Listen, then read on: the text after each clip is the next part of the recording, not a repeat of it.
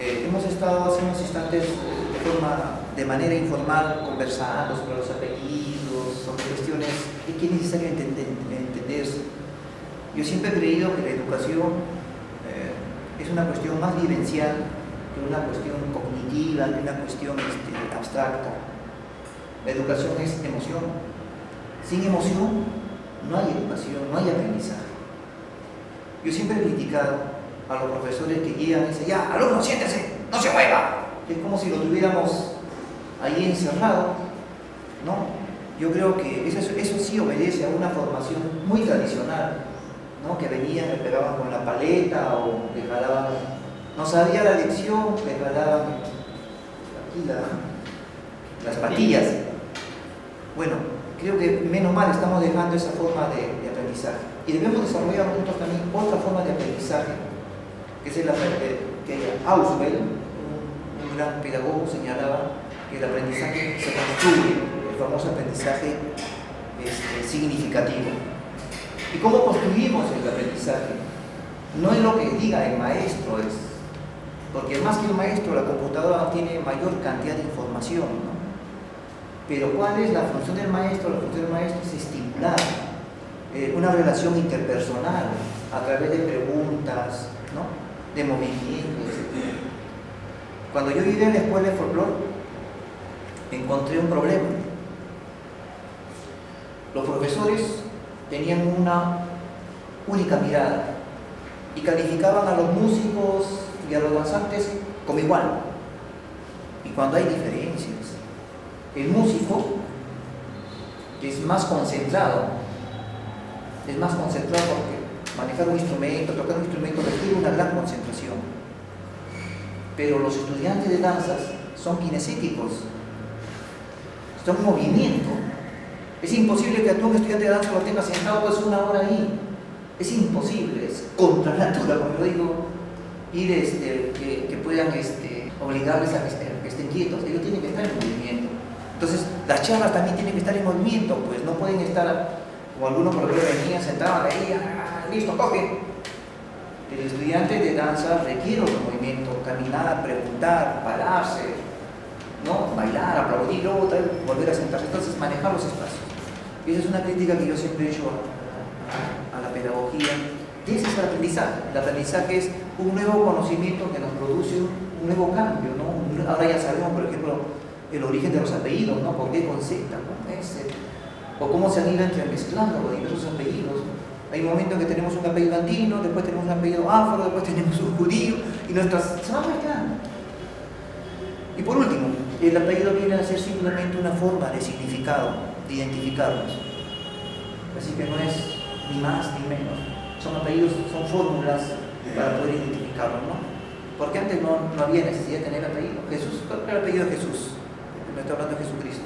Era Jesús de Nazaret, pero hay otro Jesús de Judá, Jesús de, qué sé yo, del Gólgota. Entonces, el nombre nomás era. Los apellidos han surgido porque a medida que crece la población se necesita identificar a las personas. Igual que nuestro DNI, pues. Sin DNI, no, por más que existimos, no somos seres sociales. El DNI no es sociales. Hacemos para entender el folclore del siglo XXI y cómo esto contribuye a los cambios de identidad.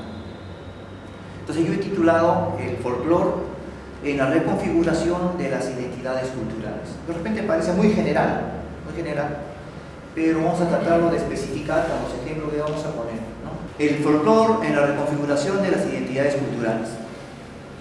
Entender la identidad individual o colectiva conlleva sin duda estudiarla desde la perspectiva de las ciencias sociales, la sociología, la psicología, la historia, la geografía humana, la ecología social, etc. Por ejemplo, cuando yo leía los libros de geografía humana, tenía que ver cómo la acción del hombre iba cambiando también los espacios. Las ciudades, por ejemplo, el crecimiento de las ciudades cambian estos espacios, no porque la misma geografía lo haya hecho, sino porque la acción del ser humano ha ido transformando a medida que va creciendo. La ciudad se va cambiando los espacios, se va convirtiendo en un nuevo medio ambiente. Por eso digo que la geografía humana es parte de la ciencia social. Lo mismo con la ecología social. La ecología social es una rama que sí viene de la biología, pero que estudia las relaciones del ser humano, de nosotros, con los sistemas ecológicos y con el medio ambiente, en este caso vegetal, la flora, los animales, cómo hemos ido afectando, cómo nuestros cambios se han producido en estos niveles, ¿no? Y ahí hay que entender también cómo nuestra acción humana perjudica o beneficia a determinadas especies. Por ejemplo, hay un crecimiento poblacional de las reses, hay un crecimiento poblacional de los pollos, porque es nuestro consumo y que afecta a otras especies, ¿no es cierto? Bien, seguimos. Todas estas ciencias que he citado tienen mucho por aportar y responder con relación a nuestro tema que tratamos. Por ejemplo, la sociología, la psicología y la antropología son consideradas megaciencias dentro de las disciplinas sociales. ¿Y por qué son consideradas megaciencias? Porque siempre van a encontrar respuesta para todas las cosas. Por ejemplo, para la educación, la psicología aporta Jean Piaget, Vygotsky, qué sé yo, Pavlov, cada uno de ellos nos ha hablado, cuando Jean Piaget habla y nos dice que recién a determinadas edades, de 7 8 años, hay un proceso de maduración del cerebro, ¿no? Recién podemos comprender las operaciones lógicas. Es imposible que un niño de 2 años o 3 años pueda hacer una operación matemática fuerte. Recién a partir de los 7 8 años podemos hacer esas operaciones. Entonces ese es un aporte de la psicología a la educación. ¿Y qué nos decía Pavlov? Pavlov decía que todas las cosas se acondicionan. ¿Se acuerdan del famoso perrito que salivaba cuando sonaba la campanita? Entonces el aprendizaje y la educación es también un condicionamiento. Basta que haya un estímulo, nosotros vamos a tener una respuesta. Y Vygotsky, un ruso, él señalaba que está bien, dice, yo entiendo a los demás, pero el aprendizaje no es una cuestión individual, ni solamente psicológica o conductual, conductista. El aprendizaje es social, porque lo aprendemos en grupo, porque lo aprendemos comunicándonos. Fíjense cómo la psicología tiene respuesta tan solo para la educación, y así vamos a encontrar para la danza, para la religión, para todas las cosas que queremos. La sociología también.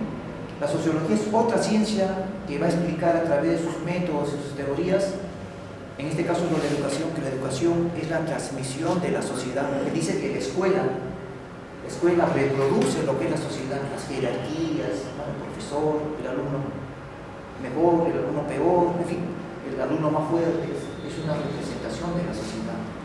La educación es la creación de la sociedad.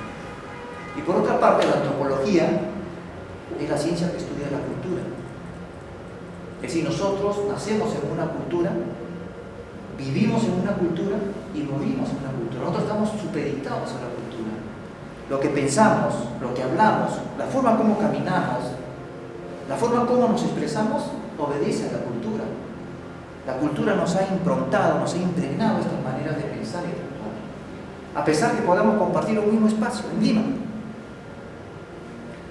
El estilo de vida aquí es diferente al estilo de vida de Miraflores, el estilo de vida a los Barracones, el estilo de vida, qué sé yo, en Comas, o el estilo de vida en Huancayo, o en Zapayanga, qué sé yo, o entre los chipinos. Cómo la cultura nos imprime formas de pensar, de analizar. Y la antropología estudia la cultura. Vuelvo a repetir, nosotros somos el producto de la cultura. El cuerpo que tenemos es la integración entre la cultura y el entorno que nos rodea, la forma como caminamos. Y por ahí pensemos las danzas. Por ahí pensemos las danzas andinas, son diferentes a las danzas amazónicas o las de la costa. Y están supeditadas por el entorno. Entonces nuestro cuerpo se va a moldar a la cultura y al entorno. Por ejemplo, la bañera o el vals lineal. ¿Por qué? Porque vivimos en zonas planas. Entonces cuando es plano, uno está más estirado, entonces las expresiones artísticas también obedecen a la cultura y al mundo ecológico. En la sierra, que es más oblicua, ¿no? Las cachuas, las danzas de Cusco, que son de fuerza, ¿no? Y siempre coger, porque no es plano.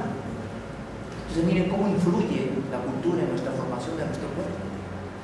Y en la Amazonía, que es plano y que todos son más rápidos, fluye la lluvia, el sol, el calor, los ríos, también sus expresiones artísticas son rápidas. con relación a otros lugares.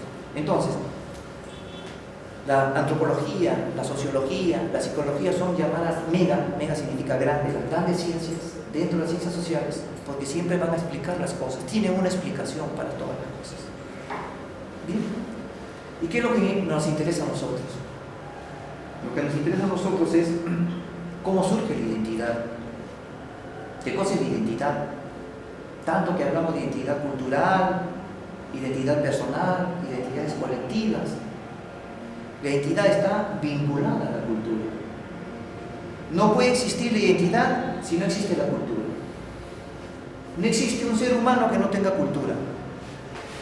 No existe el inculto. Es una falacia, es una palabra innecesaria. Todo ser humano tiene cultura, porque nacemos dentro de ella. Todo grupo humano tiene su cultura, diferente a la otra, sí, pero tiene su cultura. Y ser diferente al otro no significa superior o inferior, simplemente iguales. Soy diferente, pero somos iguales. Somos diferentes, pero somos iguales. Antes se tomaba la diferencia como una cuestión de categorías. Él no piensa como yo, no habla como yo, no se viste como yo, no come como yo, por lo tanto es inculto, yo soy culto. Esa idea ha sido desterrada, no existe, porque todos tenemos cultura. Entonces, identidad siempre va a estar ligado a la cultura.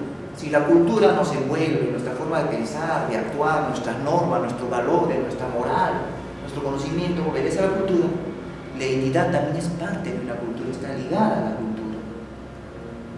Bien, ¿qué hace el folclore?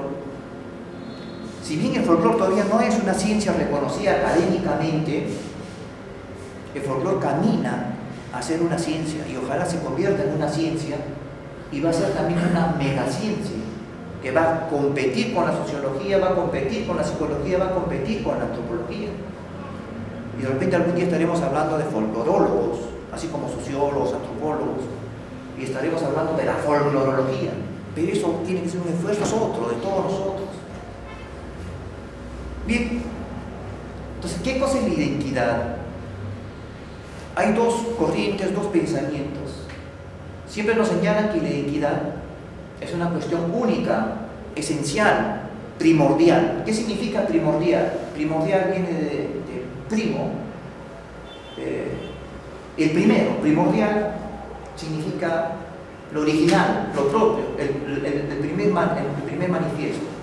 Entonces, cuando se dice, esta es una cultura primordial, es porque es una cultura autóctona, primaria. ¿Sí? Nadie puede estudiar la secundaria sin pasar por la primaria.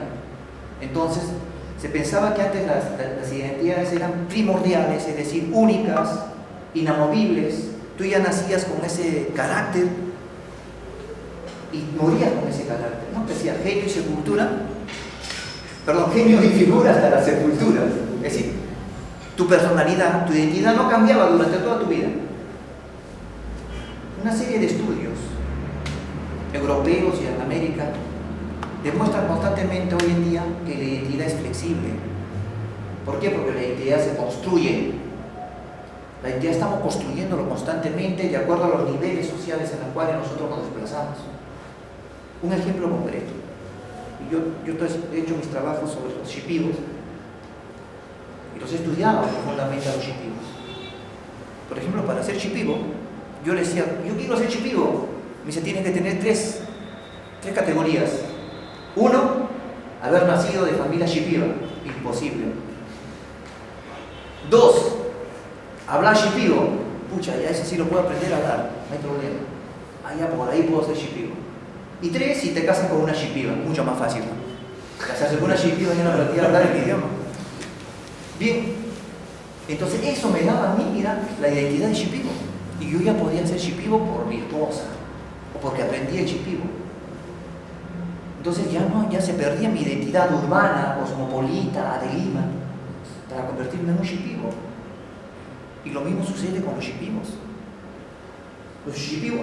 Los shipibos es una etnia. Etnia quiere decir un grupo que comparten el idioma, la cultura, las costumbres, las creencias. ¿Sí? Entonces, este shipibo es shipibo y cuando tiene su DNI es ciudadano peruano.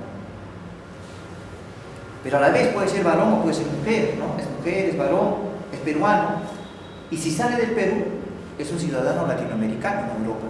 Sí, vivo, pero peruano, pero latinoamericano. Entonces mira cómo las identidades se van cambiando de acuerdo a las situaciones. Por eso un finlandés llamado Bars, que había estudiado a los indios lapones de Finlandia, mira, a pesar que Finlandia es una sociedad industrializada, tiene sus indígenas, pues tiene sus etnias, los lapones, que son pescadores. Y él se había dado cuenta que los lapones, para poder sostenerse ahí en ese mundo urbano, utilizaban muchas facetas de su personalidad, es decir, de su identidad. Eran pescadores, es decir, obreros. Cuando iban a su casa, volvían a su casa, eran lapones, eran padres, eran futbolistas, eran soldados. Entonces